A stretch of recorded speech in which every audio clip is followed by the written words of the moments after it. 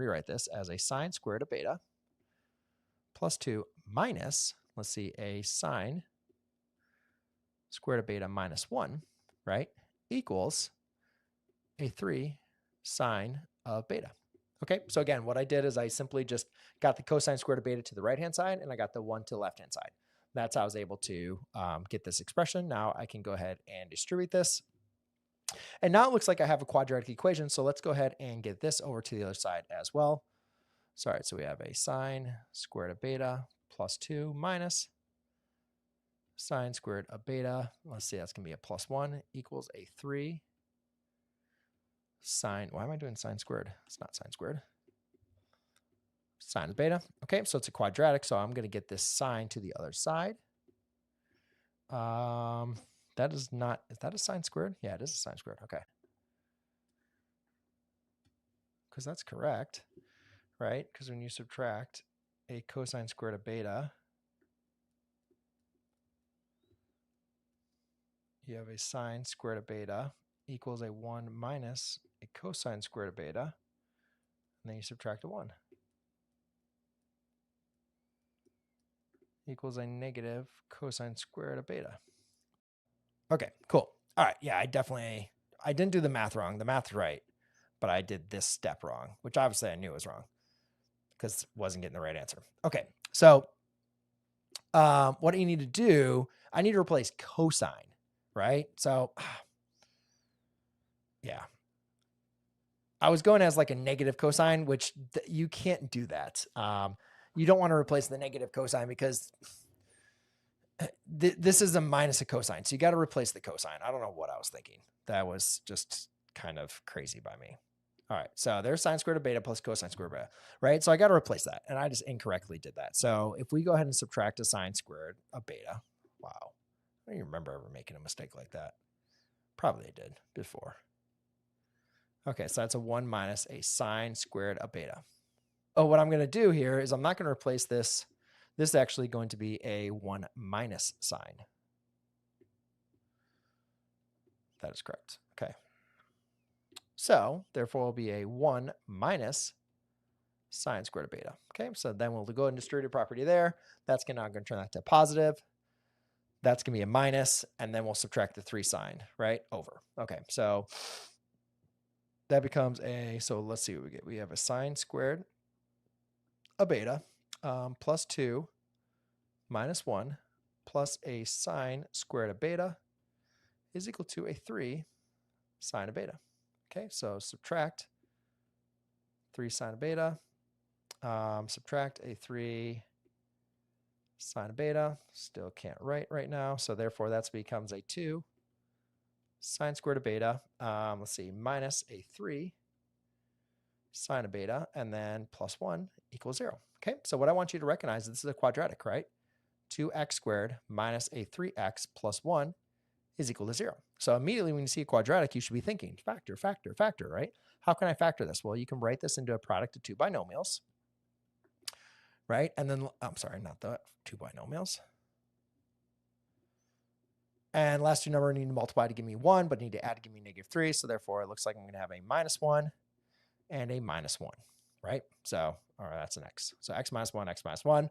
That's going to go and satisfy there. So now what we're simply going to do is we're just going to replace the x's with a sine of x, right? Because we're not really doing it with x's. I just did that because it's easier to go ahead and factor. So therefore, I can break this up as a 2 sine squared of beta minus 1 equals, not equals. Let's just write it as a 0 product property first. Times a sine of beta minus 1 equals 0. What am I doing? Jeez, slow down, dude. Guess tonight is not my night. Okay, now I can apply the 0 product property, set them both equal to 0. Now in this case, why am I writing the squared? Oh my God. I need to stop. Okay, so that's the factored form. 2 sine of beta minus 1, sine beta minus 1 equals 0. Now I can set those both equal to 0, and therefore I go and solve. So to save myself some time, I'm just going to go and do that. So therefore I get a sine of beta is equal to a positive 1/2, and a sine of beta is equal to a positive 1. Okay, now let's go back into the unit circle, because again, we want to go on this interval -4 pi to 4 pi. So what we want to do is look at when are these solutions going to be occurring. So we have sine of theta is equal to 1. That's going to occur here, right? And that's going to occur every pi. Every 2 pi. Okay, so we have that answer is what? Pi halves. And then we have sine of theta is equal to 1/2. So that's going to occur sine. That's going to occur 1/2 square root of 3 over 2. No, so that's going to be these two angles, which is going to be at a pi over 3 and a 2 pi over 3. Okay, so to not make things overly complicated or quick, what I'm going to need to do is just go ahead and keep on adding 2 pi to each one of those. Now, again, I can keep on adding or subtracting 2 pi as long as I stay within this interval. So my answer here is beta is equal to a pi over 3 plus a 2 pi n. My beta is equal to a 2 pi over 3 plus a 2 pi n. And the last one, put that over here. And then my beta is equal to a pi halves plus 2 pi. Okay, now it's really important to understand that 2 pi is the same thing as 6 pi over 3, right? So what I'm going to do is I'm going to keep on adding and subtracting that 2 pi into there. So let's go ahead and take a look at all the answers here. So, all right. So we have our first set of solutions, which is on the unit circle, pi over 3. I'm not going to do these in order. 2 pi over 3, and then pi halves. Okay. Now, let's go ahead and add a 2 pi, which is really a 6 pi over 3. So that would give me a 7 pi over 3. That'd give me a 8 pi over 3. And there would be pi over 3 plus pi halves. Now you got to get common denominators. So pi over 6. Oh my God, that's going to be annoying. Man, this is not a fun problem. Why did we give me this problem? Okay, so 6 pi over 3 plus pi halves. So 3 over 3 and a 2 over a 2. So that's going to be 12. So that's going to be 15 pi over 3. Okay. All right. So now we added 2 pi to all of them. Now we could also subtract 2 pi to all of them, right? Because we can go in the opposite direction. So if we subtracted a 6 pi over 3, then we'd be left with a negative 5 pi over 3. We would have a negative 4 pi over 3. And then we could also do a subtract that. So then we could do a pi halves minus a 6 pi over 3. And again, do the same thing. So that'd be 3 over 3 and be a 2 over 2. Okay. So why did I do that? Oh, it doesn't matter that way. All right. So that'd be a 3 pi minus a 12. So that'd be a negative 9 pi. No.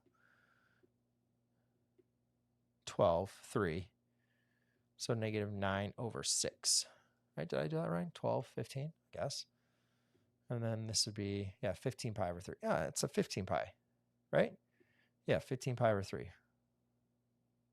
Okay, which is really 5 pi. And then this one then would be a negative 9 pi over 3. So I'm just going to write it like that. Okay, so that was adding 2 pi in both within that direction. Now, again, what we need to understand is like how big is 4 pi, right?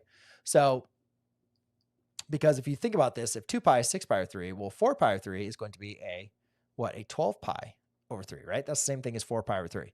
So if you look at this, like I can't go larger than 12 pi over 3, right? So I can't add or subtract 2 pi any larger. So notice how this is larger than a 12 pi over 3, right? So this one actually does not count. And again, did I do that right? That doesn't. 2 pi. Yeah, so that'd be larger. Well, pi. Seems like that should not work. Pi halves plus a pi over. Oh, that's not 6 pi over 3. I did that wrong. That's a 9 pi over 3. I just added that wrong. There you go. That's a 9 pi over 3. Okay. But all of these, I can't add or subtract 2 pi again, right? So I can't go. So this is my first answer, first round, right? Here's where I added a 2 pi, and here's where I subtracted a 2 pi. I can't do that again and fall within the restriction of negative 4 pi and positive 4 pi. So therefore, that's going to be my final answer.